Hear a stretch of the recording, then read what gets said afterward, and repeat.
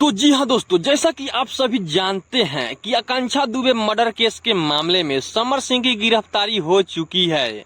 लेकिन दोस्तों, मैं आप सभी को बता दूं कि आकांक्षा दुबे का हत्यारा होने के साथ साथ समर सिंह आकांक्षा दुबे का प्योर आशिक भी है। दोस्तों, समर सिंह आकांक्षा दुबे से बेइंतहा मोहब्बत करता था, तभी तो किसी और के साथ काम करती थी आकांक्षा दुबे। तो समर सिंह को देखकर जलन होता था कि भाई मेरी गर्लफ्रेंड है तो किसी और इसको टच क्यों करेगा, ये सिर्फ मेरा हक है। लेकिन दोस्तों, इस मर्डर केस के मामले से मुझे लग रहा है कि ये प्यार सिर्फ एक तरफा था। अगर दोनों तरफ से ये प्यार होता तो आकांक्षा दुबे भी समर सिंह के कहने से मान जाती कि चलो भाई, मैं सिर्फ समर सिंह के साथ ही काम करूंगी, किसी और के पास नहीं जाऊंगी। लेकिन दोस्तों, आप लोग अपना प्रतिक्रिया कमेंट बॉक्स में जरूर दें।